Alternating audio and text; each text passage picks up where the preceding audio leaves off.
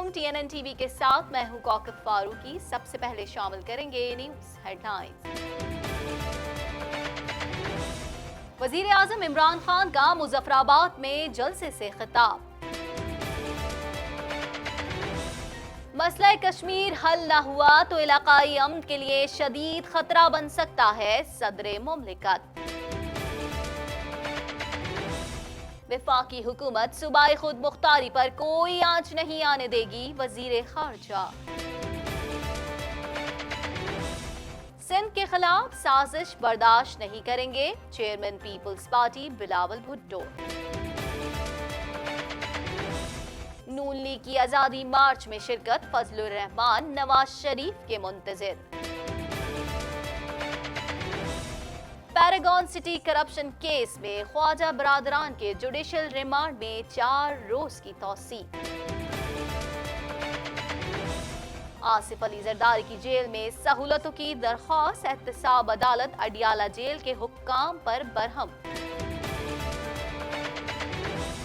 Canada में इंतखाबी मुहिम के दौरान जहाजों का इस्तेमाल। सूप एयरलाइन के तैयारे में दौरान परवाज आग लग गई, बाहिफाजत लैंडिंग। जस्टिन ट्रूडो के हाउसिंग सेक्टर के हवाले से अहम ऐलानात। मैनीटोबा में कंजर्वेटिव जमात का उम्मीदवार मुतनाज़ा पोस्ट की वजह से हटा दिया गया। अमेरिका में व्हाइट हाउस समेत दीगर हसास मकामात के करीब से जासूसी के आलात बरामद। अमेरिका से शदीद कशीदगी, ईरान ने एक बार फिर मुज़ाकरात से इनकार कर दिया। हेडलाइंस आपने जानी, खबरों की तफसील शामिल कर लेते हैं इस न्यूज ब्रेक के बाद।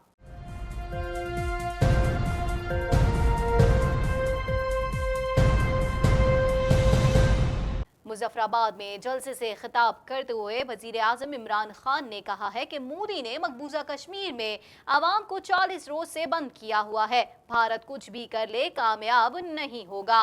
मजीद जानते हैं इस रिपोर्ट में।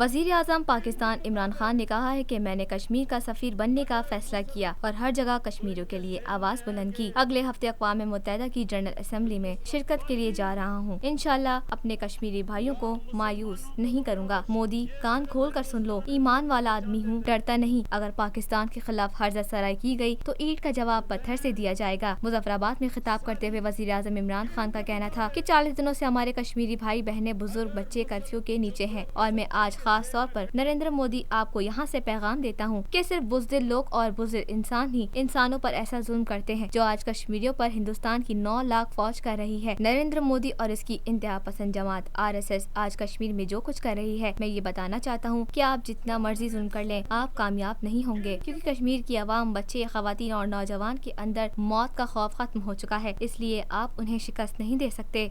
उन्होंने कहा, हम सबको पता होना चाहिए नरेंद्र मोदी RSS का बचपन का मेंबर है और ये वो जमात है जिसके अंदर मुसलमानों की नफरत भरी हुई है। आज से 100 साल पहले जो जमात बनी थी उसके सिर्फ 2 मकसद थे कि हिंदुस्तान सिर्फ हिंदुओं के लिए है और मुसलमानों को यहाँ से निकालना है। इनमें मुसलमानों के खिलाफ नफरत इसलिए भरी हुई है कि ये समझते हैं अगर मुसलमानों की सदियों से हिंदुस्तान पर हुकूमत न होती तो हिंदुस्तान कितनी बड़ी सुपर पावर बन चुकी होती। ये मुसलमानों को इसकी हुक्मरानी का सबक सिखाना चाहते थे। RSS का बचपन का मेंबर है। RSS वो जमात है जिसके अंदर मुसलमानों की नफरत भरी हुई है। ये आज से 100 साल पहले जो जमात बनी थी, इसका सिर्फ 2 मकसद थे कि हिंदुस्तान सिर्फ हिंदुओं के लिए, बाकी ना मुसलमानों को वो बराबर शहरी समझते हैं, ना क्रिश्चियंस को, ना बाकी जितनी भी अक़लियतें, ये सिर्फ हिंदुस्तान हिंदुओं के लिए चाहते थे। और दूसरा, इनके अंदर दिलों में मुसलमानों की नफरत भरी हुई है। और ये नफरत क्यों भरी हुई है कि इनके मुताबिक अगर मुसलमानों का सदियों से हिंदुस्तान पे हुकूमत ना होती तो इनके ज़हन में है कि हिंदुस्तान एक पता नहीं कितनी बड़ी सुपर पावर बन चुकी होती। ये इनके दो किस्म के इनके ज़हन में ख्यालात, उसकी वजह से ये शुरू से मुसलमानों के खिलाफ थे। लेकिन मैं आज नरेंद्र मोदी और हिंदुस्तान को कहना चाहता हूं कि मैं सारी दुनिया में कश्मीर का सफीर बन जाऊंगा और दुनिया को आरएसएस की असलियत बताऊंगा। आज कश्मीर में आरएसएस की आइडियोलॉजी के मुताबिक सब कुछ हो रहा है, लेकिन इसका बहुत बड़ा नुकसान हिंदुस्तान को होगा, क्योंकि हिंदुस्तान में एतदाल पसंद, पढ़े लिखे और रोशन ख्याल लोगों के लिए वो हिंदुस्तान बनने जा रहा है जो न नेहरू चाहता था और न गांधी चाहता था, बल्कि आरएसएस की आइडियोलॉजी ने गांधी का कत्ल किया था। तो मैं आज नरेंद्र मोदी को और हिंदुस्तान को कहना चाहता हूं कि मैं सारी दुनिया में कश्मीर का सफीर बन के जाऊंगा, दुनिया को बताऊंगा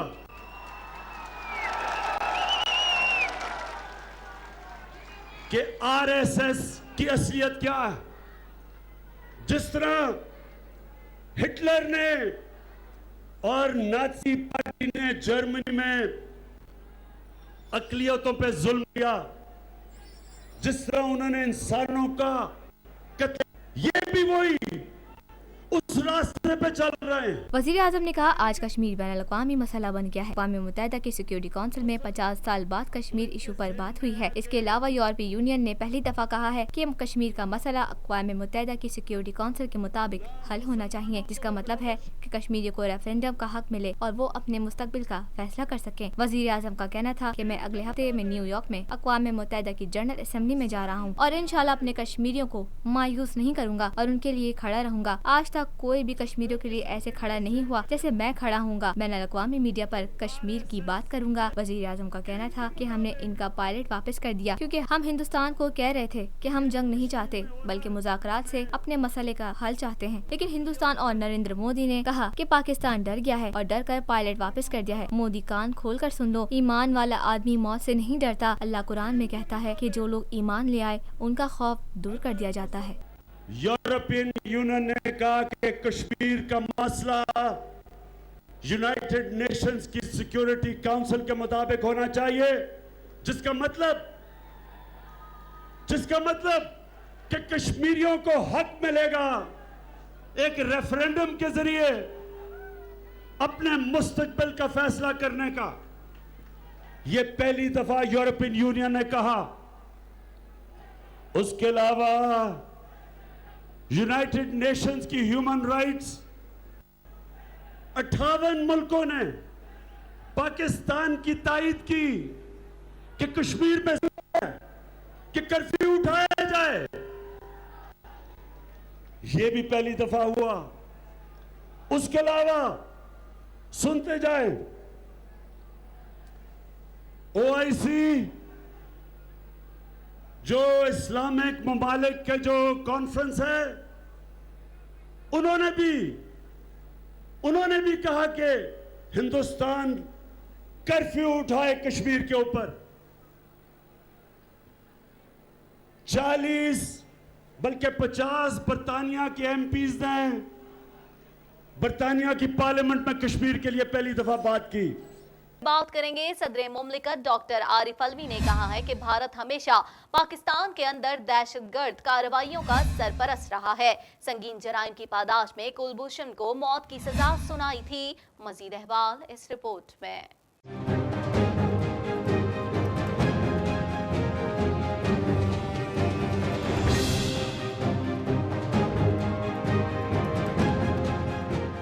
सदर मुमलिकत आरिफ अलवी का कहना है कि मसला कश्मीर हल ना हुआ तो ये इलाकाई अमन के लिए शदीद खतरा बन सकता है। पार्लियामेंट के मुश्तरका इजलास से खिताब करते हुए सदर मुमलिकत आरिफ अलवी का कहना था कि भारत ने यकतरफा इक़दामात से बैनुल-अक़वामी मुआहिदों और शिमला मुआहिदे की खिलाफ वर्जी की है। कश्मीर भारत का अंदरूनी मामला नहीं बल्कि तस्फिया तलब मसला है। भारत जम्मू कश्मीर में तमाम पाबंदियों का खात्मा करे और अक़वाम मुत्तहिदा कश्मीर में अपने आज़ाद मुबस्सिर भिजवाए। अगर मसला कश्मीर हल ना हुआ तो इलाकाई अमन के लिए शदीद खतरा बन सकता है। भारत ने अपने गैर कानूनी और यकतरफा इक़दामात से न सिर्फ अक़वाम मुत्तहिदा की करारदादों और बैनुल-अक़वामी क़वानीन की खिलाफ वर्जी की है, बल्कि शिमला माहिदे की रूह को भी ठेस पहुंचाई है।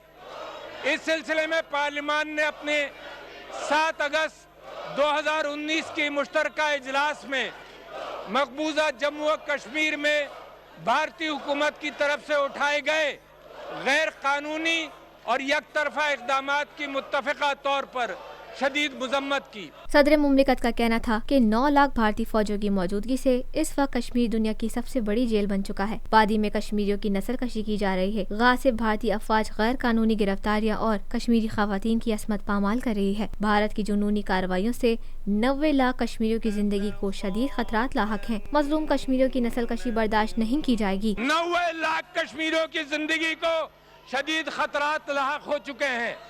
अक़वाम मुत्तहिदा से मैं अपील करता हूं कि कश्मीर में अपने मुबस्सिरीन भेजकर मौजूदा मखदूश हालात के सही तनाजुर वाज़ेह करें। हालिया महीनों में मकबूजा जम्मू और कश्मीर में 1,80,000 मजीद फौजियों की तैनाती शदीद तशवीशनाक है। गासिब भारतीय अफवाज, कत्लो गारतगरी, तशद्दुद, गैर कानूनी गिरफ्तारियां, पैलेट गन के इस्तेमाल और कश्मीरी खवातीन की इस्मत दरी जैसे दरिंदाना और सफाकाना जराइम के जरिए कश्मीरियों के इंसानी हुकूक की धज्जियां उड़ा रही है। आरिफ अलवी ने कहा कि भारत हमेशा पाकिस्तान के अंदर दहशतगर्दी की कार्रवाइयों का सरपरस्त रहा है। संगीन जुराइम की पादाश में कुलभूषण को मौत की सजा सुनाई गई थी। पुलवामा वाक़े पर भारत से सबूत मांगे पर कोई जवाब नहीं मिला। भारत पुलवामा हमले को आड़ बनाकर दरअंदाजी करने की कोशिश करता रहा, लेकिन पाकिस्तान की मुसल्लह अफवाज ने भरपूर जवाब दिया और भारत का तैयारा मार गिराया और एक पायलट भी गिरफ्तार कर लिया गया। लेकिन वजीर आजम ने खैर सगाली के तौर पर गिरफ्तार भारतीय पायलट अभिनंदन को गिरफ्तार करके छोड़ दिया। भारत ने हमारे इस रवैये को हमारी कमजोरी समझा। हमारी अमन की ख्वाहिश को हमारी कमजोरी ना समझा जाए। हमारी हुदूद में गिरने वाले तैयारे के पायलट को हिरासत में लिया गया और वजीर आजम इमरान खान ने अगले ही रोज पार्लियामेंट के मुश्तरका इजलास के दौरान जज्बा खैर सगाली के तहत भारतीय पायलट की रहाई का ऐलान किया, जिसे दुनिया भर में सराहा गया। मुअज़्ज़ज़ अरकान पार्लियामान, भारत हमेशा पाकिस्तान के अंदर तखरीबी कार्रवाइयों में मुलव्विस रहा है और वतन अजीज में दहशतगर्दी की सरपरस्ती करता रहा है। पार्लियामेंट के इजलास के दौरान नून लीगी अरकान ऐवान में शाहिद खाकान अब्बासी, साद रफीक और राना सनाउल्लाह की तस्वीर ले आए। अपोजिशन की जानिब से शदीद नारेबाजी की गई, लेकिन इसके बावजूद सदर मुमलिकत ने अपना खिताब जारी रखा। वज़ीर आज़म इमरान खान सदर का खिताब सुनने के लिए हेडफोन लगा लिए। खबर शामिल करेंगे। आपको बताएं, वजीर खारजा शाह महमूद कुरैशी का कहना है कि बिलावल भुट्टो के सियासी सफर की शुरुआत है। उन्हें सिम कार्ड इस्तेमाल करना जेब नहीं देता। इमरान खान की हुकूमत ने पूरी दुनिया में मसला कश्मीर को उजागर किया है। मजीद जानते हैं इस रिपोर्ट में।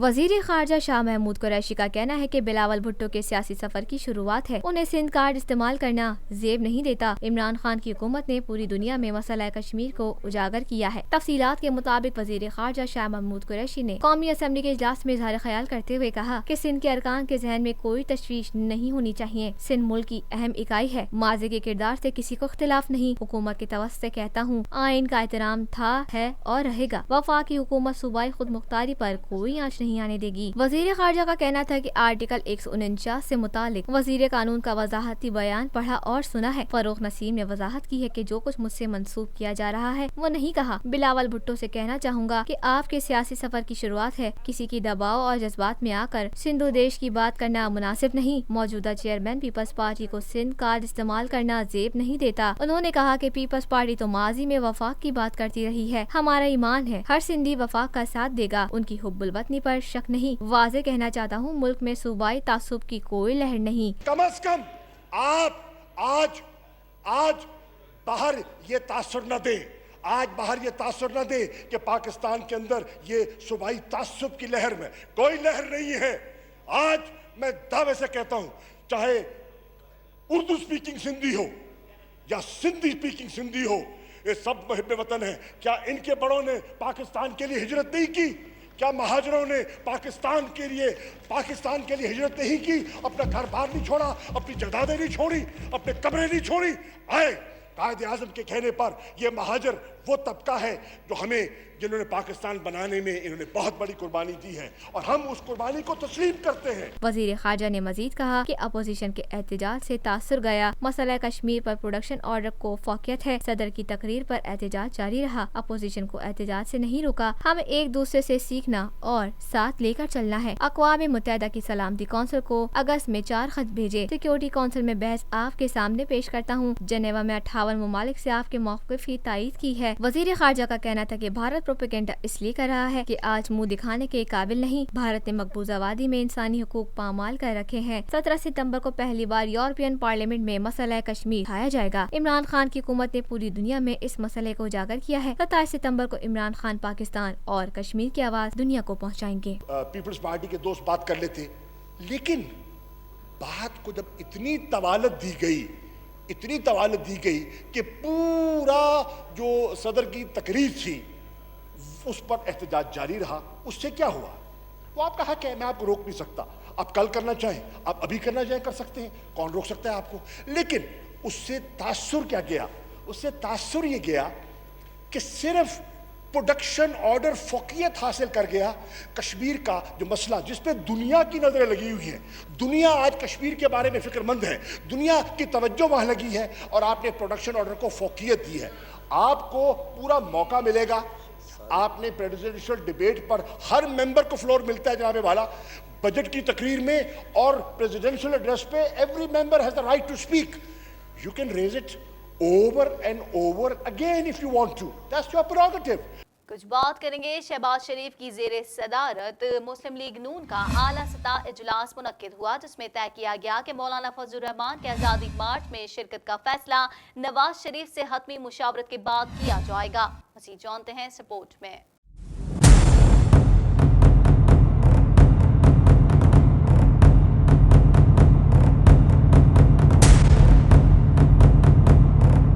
मुस्लिम लीग नून की जानिब से JUI के आज़ादी मार्च में शिरकत का फैसला पार्टी कायद नवाज शरीफ करेंगे। शहबाज शरीफ की ज़ेर सदारत मुस्लिम लीग नून का आला सतह का इजलास मुनक्किद हुआ, जिसमें तय पाया गया कि मौलाना फजलुर रहमान के आज़ादी मार्च में शिरकत का फैसला नवाज शरीफ से हतमी मुशावरत के बाद किया जाएगा। दौरान इजलास मुस्लिम लीग नून के सदर शहबाज शरीफ और JUI के सरबराह मौलाना फजलुर रहमान के दरमियान टेलीफोनिक राब्ता भी हुआ और दोनों के दरमियान आज़ादी मार्च के हवाले से बातचीत हुई और बिलावल भुट्टो के मौक़िफ़ पर भी मुशावरत हुई। आज़ादी मार्च के हवाले से मियां शहबाज शरीफ ने मौलाना फजलुर रहमान से नवाज शरीफ से मुशावरत के लिए वक्त मांग लिया, जबकि दोनों रहनुमाओं ने आइंदा चंद रोज में मुलाकात करने पर भी इत्तेफाक किया। इजलास में तय पाया कि शहबाज शरीफ मुशावरत मुकम्मल करके नवाज शरीफ से मुलाकात के बाद हतमी फैसला करेंगे। ज़राए के मुताबिक बाज़ रहनुमाओं ने शहबाज शरीफ को दीगर रहनुमाओं की तरह आज़ादी मार्च में शिरकत करने का मशवरा दिया और ये भी कहा कि अगर कायदीन न गए तब भी मुस्लिम लीग नून के कारकुन मार्च में शिरकत करेंगे।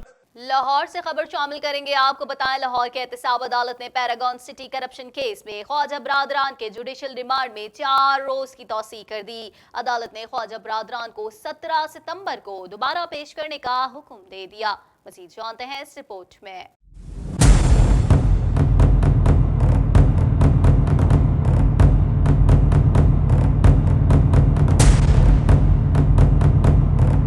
लाहौर की एहतसाब अदालत ने पैरागॉन सिटी करप्शन केस में ख्वाजा बरादरान के जुडिशल रिमांड में 4 रोज की तौसीह कर दी। अदालत ने ख्वाजा बरादरान को 17 सितंबर को दोबारा पेश करने का हुक्म दिया। तफसीलात के मुताबिक पैरागॉन स्कैंडल में गिरफ्तार ख्वाजा साद रफीक और सलमान रफी को 9 रोजा जुडिशल रिमांड मुकम्मल होने के बाद एहतसाब अदालत के जज जवादुल हसन के रूबरू पेश किया गया। दौरान समाअत ख्वाजा बरादरान ने बरियत करने की दरख्वास्त दायर कर दी। ख्वाजा साद रफीक ने दरख्वास्त में मौक़िफ़ अपनाया कि नैब आज तक कोई ठोस सबूत पेश न कर सका, इसलिए इनके खिलाफ केस नहीं बनता, अदालत मुकदमे से बरी करने का हुक्म दे। जबकि ख्वाजा सलमान रफीक की जानिब से अदालत के दायरे अख्तियार को चैलेंज किया गया। ख्वाजा सलमान रफीक ने मौक़िफ़ अपनाया कि पैरागॉन केस कंपनी के मुतालिक है और नैब अदालत कंपनी के मुतालिक केस नहीं सुन सकती, इसलिए अदालत पैरागॉन सिटी केस की समाअत रोके। समाअत के दौरान स्पेशल नैब प्रोसिक्यूटर ने बरियत की दरख्वास्त पर तहरीरी जवाब जमा करवा दिया है, जबकि ख्वाजा साद रफीक की जानिब से साबिक अटॉर्नी जनरल अशर औसाफ ने अपना वकालतनामा हंगामा भी जमा करवाया। अदालत ने रिमार्क्स कस दिए कि जब रेफरेंस आया तो तब क्यों नहीं आए, अब तो फर्द जुर्म भी आयद हो चुकी है, जिस पर अशतर और साफ ने बताया कि ये तो बारिश का पहला कतरा है, अभी देर नहीं हुई। अदालत ने ख्वाजा बरादरान के जुडिशल रिमांड में 4 रोज की तौसी करते हुए दरख्वास्त बरियत पर वकला को बहस के लिए तलब कर लिया। मजीद समाअत 17 सितम्बर को होगी। एहतसाब अदालत ने आसिफ जरदारी की जेल में सहूलतों की फराहमी से मुतालिक दरख्वास्त पर फैसला महफूज कर लिया है, जो कि बाद में सुनाया जाएगा। मज़ीद जानते हैं इस रिपोर्ट में।